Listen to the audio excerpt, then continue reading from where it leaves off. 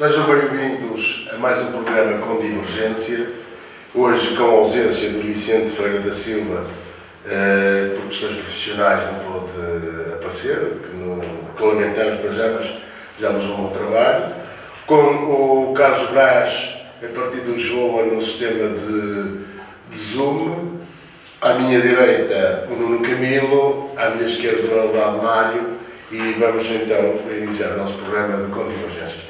E daria a palavra ao Carlos Brás para nos falar, que traz o tema do Orçamento de Estado, para nos falar sobre o Orçamento de Estado e as perspectivas que ele tem para a economia portuguesa, para a atividade não só económica, mas para a atividade global do país. O que é que este orçamento representa, o que é que ele traz de novo e que perspectivas é que ele lança para o país, com as medidas que estão lá organizadas. Boa tarde a todos, cumprimento os meus colegas de programa e a todos os que nos estiverem a acompanhar. E antes de mais queria dizer que este orçamento é um orçamento com algumas particularidades em relação a todos os outros. Em primeiro lugar, é o orçamento com que o PS ganhou as eleições e, portanto, é um orçamento também que nós devemos respeitar o mais possível, porque foi o orçamento que foi apresentado aos eleitores. Depois é um orçamento que vigorará apenas meio ano, não é? Embora haja muitas das medidas que depois tenham efeitos retroativos, como seja o aumento extraordinário das pensões, mas a maior parte da legislação que acompanha o orçamento irá ter vigência apenas de meio ano. Do ponto de vista do processo orçamental, estamos agora em pleno processo orçamental. Hoje foi a audição ao Sr. Ministro da Economia, ou está a ser ainda, ao Sr. Ministro da Economia, tem sucedido todos os outros ministros, e há já, nós próprios, Grupo Parlamentar do PS, já temos 106 propostas de alteração, o que significa que, ao contrário do outro que chumbou logo na votação inicial, esta proposta de orçamento ainda poderá e virá a ser melhorada depois no debate da especialidade, terminadas as audições aos respectivos ministros. O que é que este orçamento tem de particular em termos de medidas que prevê? Ele divide-se em 6 prioridades. 6 prioridades. Uma delas, a primeira, é prosseguir a consolidação orçamental, e esta medida é muito importante. Nós bem sabemos que fazer orçamentos é uma tarefa dificílima e as dotações financeiras nunca são as suficientes, os recursos nunca são os suficientes para as necessidades que havia, ou que há. E, portanto, este exercício orçamental são escolhas que, no fundo, têm que se fazer e opções que têm que se fazer, quer do ponto de vista da receita, quer do ponto de vista da despesa. E a primeira prioridade é exatamente esta da consolidação orçamental, porque foi esta consolidação orçamental que o PS e os governos do PS foram conseguindo, tendo até atingido um superávit pela primeira vez na história democrática de Portugal, que permitiu que o país tivesse melhores condições de resiliência para as dificuldades e que permitiu que os custos de financiamento da dívida portuguesa fossem mais baixos do que tradicionalmente eram. E, portanto, prosseguimos numa política de consolidação orçamental e de déficits controlados. Depois tem algumas medidas que não estavam inicialmente previstas, que se podem mensurar em 1.800 milhões de euros para a mitigação do choque geopolítico. Isto é, medidas para diminuir o impacto que os portugueses têm vindo a sentir no que diz respeito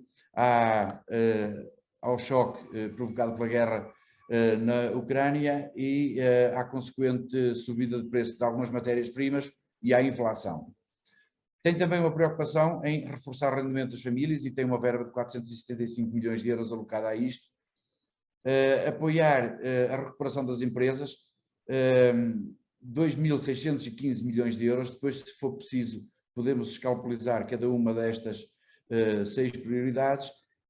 Investir também na dupla transição, na climática e na digital, e dedicou 1.150 milhões de euros para este efeito, e também a recuperação dos serviços públicos em 1.600 milhões de euros. Como é que o Nuno Camilo olha para este orçamento? E uma questão, introduzindo uma questão nova, que é a questão das alterações que provavelmente se vão produzir nos próximos tempos das taxas de juros e da dívida pública. Que efeitos é que poderá ter neste orçamento que o Partido Socialista apresenta para discussão, e que está em discussão, e que, pelos vistos, já teve 106 alterações produzidas ou propostas pelo Partido Socialista. Provavelmente outros partidos irão propor outras alterações. Muito bem, muito boa tarde a todos. Agradecer a participação de todos e o convite sempre generoso do nosso amigo. No que diz respeito à matéria que nós hoje estamos aqui a falar do Orçamento de Estado, eu devo dizer que este Orçamento de Estado é um Orçamento de Estado particularmente difícil face à conjuntura económica que nós vivemos. E nós temos a noção própria que a maior parte das vezes os Orçamentos de Estado estão aprovados e já estão desatualizados face à realidade em que nós estamos inseridos. E este, eu não posso deixar de dizer que tenho a perfeita noção, independentemente do partido que tivesse no governo, seria sempre um Orçamento de Estado difícil face à conjuntura. E prova disso é que saiu recentemente, esta semana, uma estatística do INE a dizer que a inflação atingiu o 7,3, o número nunca antes atingido nos últimos anos. Eu devo dizer que quando ouço o Partido Socialista a falar no apoio às empresas, eu fico contente e vejo milhões. Mas o importante é esses milhões chegarem às empresas. E quando eu falo em chegar às empresas é, por exemplo, o quadro comunitário que neste momento já poderia estar em marcha e que já poderia estar a chegar às empresas, parece-me que poderá haver aqui uma jogada de bastidores, que é a comparticipação do Estado. Se nós não usarmos este ano, não vamos gastar dinheiro do Orçamento de Estado e vamos atrasar a entrada do quadro comunitário, de maneira a que as candidaturas sejam feitas só a partir de setembro, outubro, novembro, e depois as decisões só acontecem no próximo ano, e só no próximo ano é que nós temos a questão referente à comparticipação do Estado e do Orçamento de Estado. Depois, vemos também que, neste momento, eu ouvi falar num superávit, mas quando nós falamos num superávit em termos de resultados, não podemos olhar para o estado da saúde em Portugal nem para o estado da justiça, porque os hospitais queixam-se constantemente de falta de recursos e, já para não falar na questão da segurança e as esquadras da polícia que têm neste momento problemas estruturais e que mesmo os comandos metropolitanos do Grande Porto, de Lisboa e também os comandos regionais no que diz respeito à GNR, têm vindo a clamar por reforço de recursos, quer humanos, quer recursos do ponto de vista da logística, de carros e de meios. E depois, há uma coisa que é esta, nós ainda não temos fechado o dossiê da TAP, não é? Os portugueses ainda não sabem quanto é que a TAP nos vai custar mais uma vez. E isso, face à conjuntura que nós temos, e devo dizer que eu costumo ser otimista por natureza, mas estou a olhar para uma situação que aconteceu há uns anos atrás, quando foi a entrada de Portugal no euro. Os preços subiram e depois nunca mais desceram. E eu tenho muitas dúvidas que, por exemplo, no setor da construção civil, em que o ferro tem vindo a subir, não é culpa do Governo nem do Orçamento de Estado, que o cimento, que a areia, que os produtos alimentares têm vindo a subir os preços, nunca mais vão voltar atrás. E isto vai ser um problema estrutural que a Europa vai ter que resolver com a ajuda de cada um dos seus Estados-membros. Mas voltando à questão do orçamento, eu espero que este orçamento, quando for aprovado, que já não esteja tão desatualizado como costumam estar os outros, e fico com a preocupação, como disse o nosso camarada, não posso dizer companheiro, o nosso camarada, que realmente ele já possa, é muito curto o tempo, porque nós formos a ver, ele nem quase vai estar para 6 meses, porque daqui a pouco o Parlamento entra em modo de férias, portanto discutir na especialidade, quando for votado na generalidade, nós já estamos quase perto de agosto, de setembro, não é? Portanto, será votado brevemente. Pronto.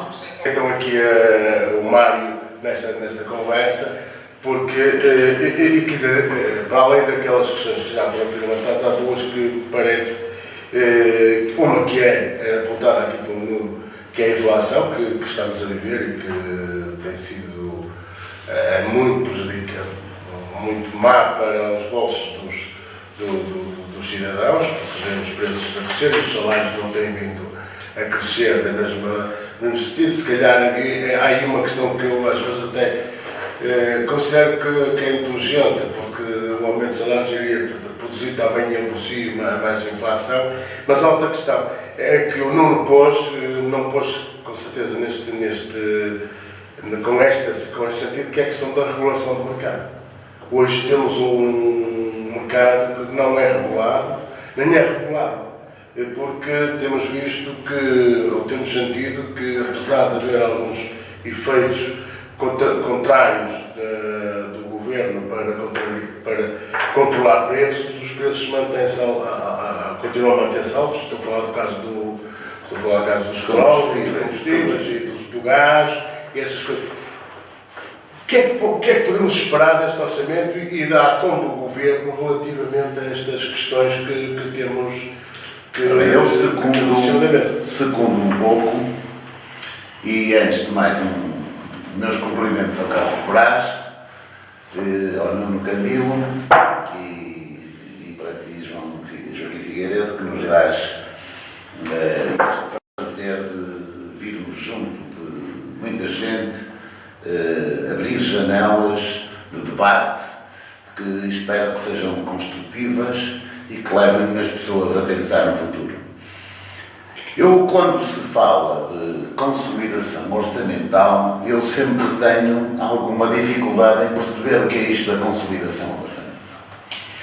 Porque parece que a consolidação orçamental é, no fundo, uma noção que se impõe a qualquer governo, independentemente de escolhas sociais que têm de ser feitas quando se produz um orçamento de Estado. E quando nós falamos em consolidação orçamental, eu recordo, por exemplo, que eu ouvi falar muito disso quando foi, por exemplo, do governo de Passos Coelho e Paulo Portas. Também esta expressão foi extremamente utilizada e nós sabemos o que estava, digamos, na gênese desta ideia, que era austeridade, austeridade, austeridade. Daí para cá mudou muito a nossa sociedade e até a Europa mudou bastante. Este orçamento, eu acho um orçamento um bocado curto, conquanto admita que nesta altura é muito difícil prever o que se vai passar. Eu, pessoalmente, estou muito pessimista relativamente a determinados assuntos. Mas, como falou o Nuno Camilo, é um orçamento que não tem em conta a inflação. É um orçamento, por exemplo, eu agora derivo um bocadinho, esta política de desagravamento fiscal dos combustíveis foi uma coisa que foi imediatamente, ou quase imediatamente, deglutida pelas gasolineiras e as petrolíferas, porque praticamente não teve, digamos, significado substantivo para o dia-a-dia dos cidadãos e das empresas, e a sustentabilidade, digamos, das empresas e das famílias ficou praticamente no zero, embora fosse esse esforço pago pelo erário público. Depois é um orçamento que, relativamente à saúde, à justiça, à educação e à cultura, me parece que peca por defeito, porque nós sabemos que na saúde há muito trabalho a fazer em termos de recrutamento, em termos das carreiras profissionais, em termos de equipamentos, e realmente não vejo um esforço pequeno para acudir a estas situações. Na justiça, por exemplo, Há uma questão que não há meio de ser focada, que é a questão do custo da justiça para a classe média. Porque a classe média confronta-se com este problema. Os custos judiciais são elevadíssimos. E depois, por outro lado, vemos, isto parece inacreditável, mas não é. Por outro lado, vemos os tribunais, os magistrados, os funcionários, etc., todos a reclamar que não têm meios, não têm possibilidades de acudir, digamos, ao fluxo de processos que estão pendentes. Recordo, por exemplo, que nos tribunais administrativos e fiscais há processos com 14, 15, 16, 17 anos para serem decididos. E, portanto, estamos a falar de um setor em que muitas vezes estão em causa não só as pessoas, mas também as próprias empresas. Exato, exatamente. Falando um bocadinho da TAP e da banca, pronto, eu acho que são dois setores muito complicados. Sabemos o que tem custado aos portugueses, mas eu, neste momento, queria terminar com isto. Eu estou muito pessimista mesmo, relativamente à criação que eu acho que vai acontecer de uma nova bolha urbanística que a banca não sei como é que vai solucionar. E eu vejo construções por tudo quanto é lado, não sei como é que há mercado para tanta construção. A maior parte das aquisições são alavancadas, como nós sabemos, nos empréstimos bancários, e embora com algumas restrições que já foram tomadas, eu não estou a ver como é que vai haver incumprimentos. As taxas de juros, Euribor vai subir.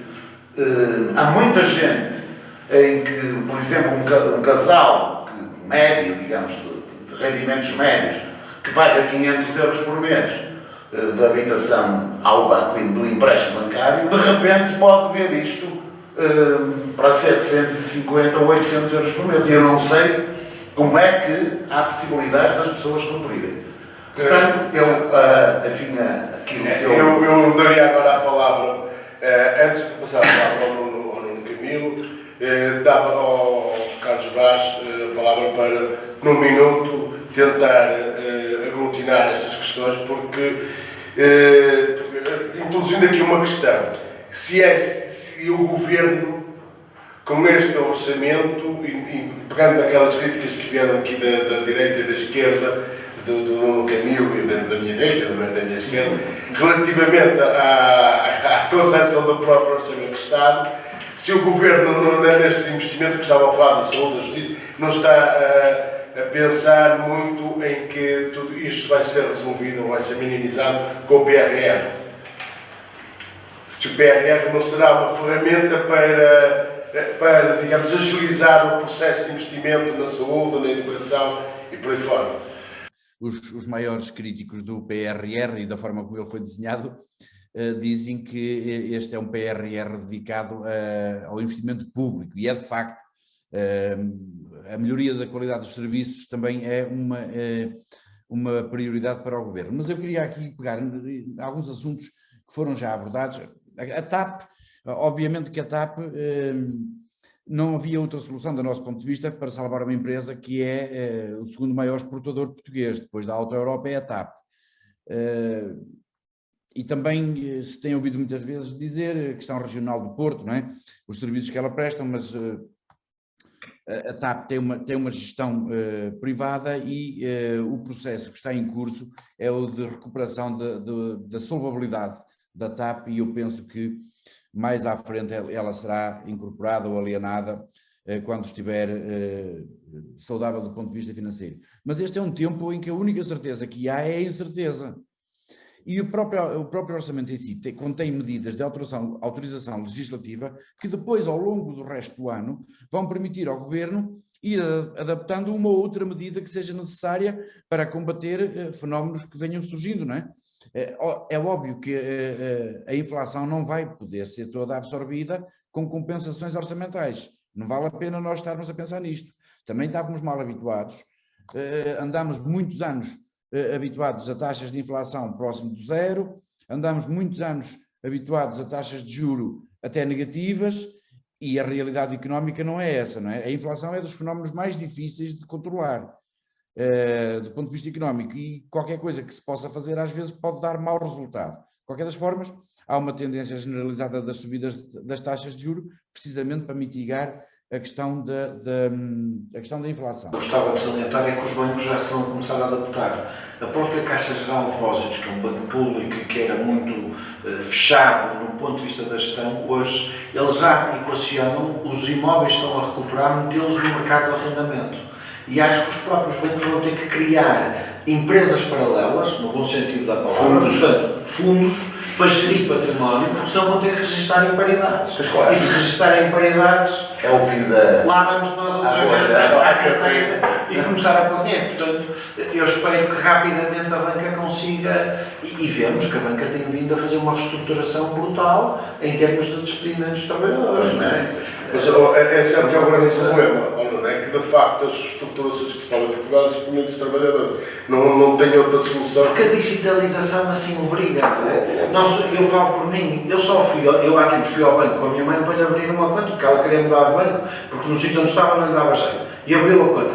Só entramos lá a primeira vez, depois nós não vamos fazer depósitos, o dinheiro é tudo transferências, não vamos pedir cheques, não vamos pedir letras. Nós estamos a trabalhar para ele.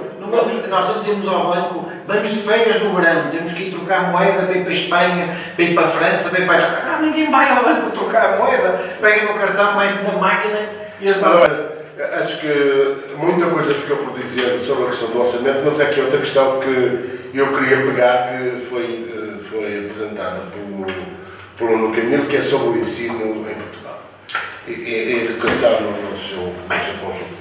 E, portanto, vamos ser mais concisos, temos 2 minutos cada um para falar sobre este tema.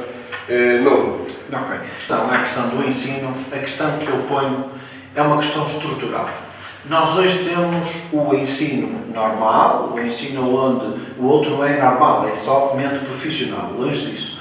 E o que acontece neste momento é que nós temos um ensino profissional que está neste momento a ser, eu diria que, marginalizado pelo Estado. Isto preocupa-me, porque nós hoje estamos com muitas dificuldades em setores com atividade que precisamos de pessoas profissionais dessas áreas de ensino e que o Estado, neste momento, de uma forma encapotada, está a pegar nas escolas públicas e está a tirar aquilo que é a atividade que as escolas profissionais iam tendo. E isto é uma questão do ponto de vista da gestão. Mas do ponto de vista estrutural, o que eu neste momento estou a pugnar não é só no ensino, é no ensino, é na saúde, é na justiça, que é nós temos metas. Nós hoje chegamos ao mercado de trabalho e falamos com as empresas do setor da restauração, da hotelaria, da serralharia, da eletricidade, e a primeira coisa que eles dizem é: não tenho recursos humanos.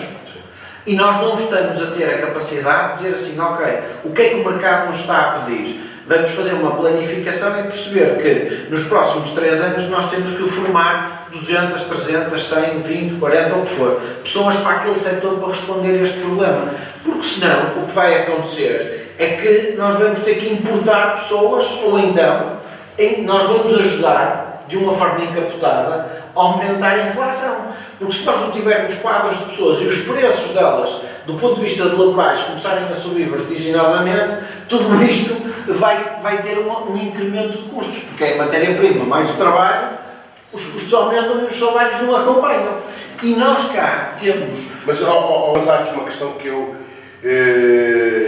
gostaria de colocar sobre isso e depois uma resposta conjunta, que é a questão da planificação das empresas relativamente aos seus próprios projetos futuros.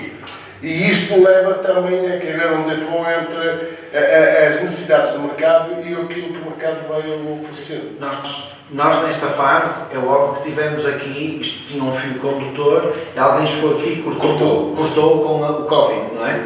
Mas mesmo antes do Covid, nós tínhamos este problema que é a falta, então, nomeadamente, no setor da serralharia, no setor dos eletricistas, no setor da construção civil, no setor da restauração, é um desespero. As pessoas estão a rejeitar obras por 2 motivos. Um, porque não conseguem dar os preços porque os pneus em 24 horas mudam e porque não têm quadros para trabalhar. E era preciso, de uma vez por todas, haver um observatório que fosse real, não é? Que não fosse uma mera estatística subjetiva, que fosse muito objetivo, capaz de responder e até, ao fim e ao cabo, dar inputs nas escolas, dizer assim, meus senhores, vocês estão a acabar o 12º ano, estão a acabar o 9º ano, e a própria escola vai dizer, olha, o mercado neste momento, nesta região geográfica, está a precisar deste tipo de pessoas. E às vezes isso também era uma forma de ajudar a orientar, porque alguns acabam o curso, muitas vezes vão para setores de atividade que não têm saídas profissionais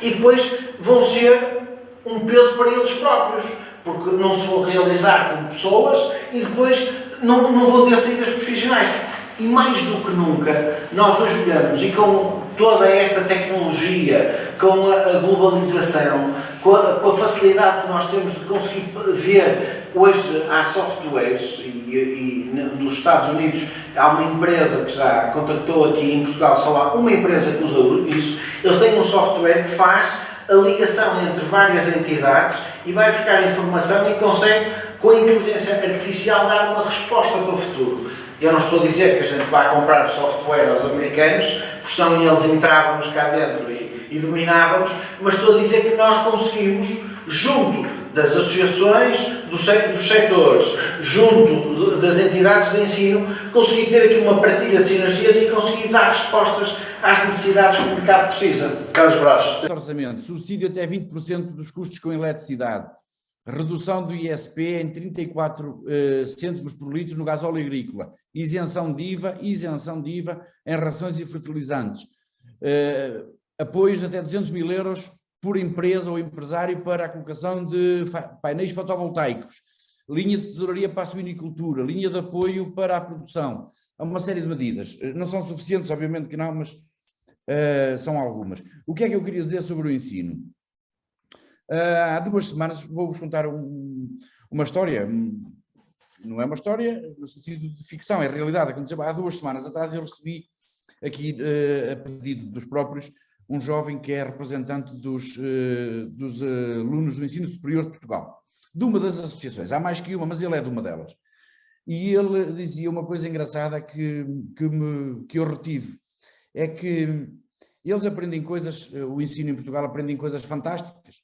E ele até deu o exemplo, nós aprendemos geometria descritiva ao mais alto nível e depois não sabemos preencher o IRS. É uma realidade. Nós estamos a formar, e o que é que ele quis dizer com isto? Que o nosso sistema de ensino, a estrutura do nosso sistema de ensino é de 1973. Daí para cá, as coisas que foram sendo feitas são meras cosméticas, não são reformas de fundo. E o nosso sistema de ensino precisa realmente de uma reforma profunda, que eventualmente terá que agregar pelo menos os 2 maiores partidos, não é? Pelo menos, mas se puder ser mais ampla, melhor. No sentido de dotar os nossos jovens de qualificações que possam responder ao mercado de trabalho atual e futuro, perspectivando, como dizia o Nuno Camilo, não sei se com esse software ou com outro qualquer, mas havendo um plano que possa adequar a oferta formativa e educativa às necessidades do país e do tecido empresarial. Isto porque nem tudo o que há agora de recusas de emprego tem a ver com a situação de pleno emprego, tem a ver, é competição, e o que eu tenho notado é competição entre empresas por mão de obra. Está a acontecer isso e o setor hoteleiro está a sentir isso muito diretamente, tem que competir com os concorrentes por mão de obra. Portanto, se há uns anos atrás nós estávamos aqui muito preocupados por causa da taxa de desemprego ser muito alta, agora estamos muito preocupados por causa do pleno emprego e de haver falta de mão de obra. Vicissitudes? Porque eu acho que das piores coisas que se fez depois do 25 de Abril foi acabar com as escolas técnicas. Porque as escolas técnicas eram um repositório de grandes profissionais que deram muito bons serralheiros e mecânicos, eletricistas, canalizadores, agentes técnicos, regentes agrícolas, no setor das pescas também.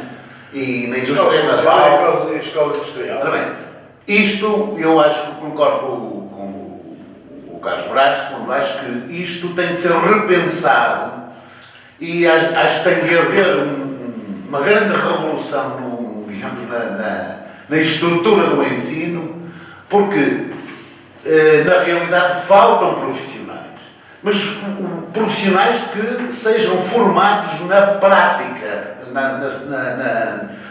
a pegar nas coisas, a pegar na agricultura, a pegar nos tornos, nos dínamos, uma série de questões que é preciso pôr esta gente, formar esta gente do ponto de vista técnico. Eu noto que é o seguinte, é uma preocupação.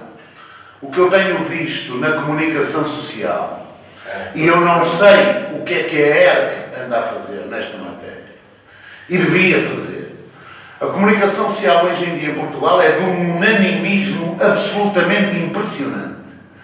Não é, eu penso que desde o PSD, o Dr. Rio Lembro falava muitas vezes nisso, nos permanentes assassínios de caráter que se faz nas televisões e designadamente na televisão pública, o que é inacreditável. Eu vou só dar um ou dois exemplos, não vou recorrer àquilo à montagem teatral e de assassínio que foi feito procedimentalmente, claro, relativamente ao engenheiro Sócrates. Não vou falar nisso, nem de Pedrógão, mas vou falar de dois pequenos pecados, que é aquilo que fizeram ao ministro Eduardo Cabrita, é uma coisa absolutamente intolerável.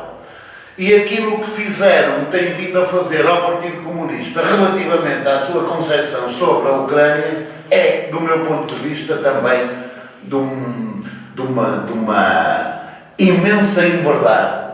Porque o Partido Comunista, até parece um Partido Comunista que apoia a invasão russa da Ucrânia. E manifestou-se de forma claríssima contra essa invasão.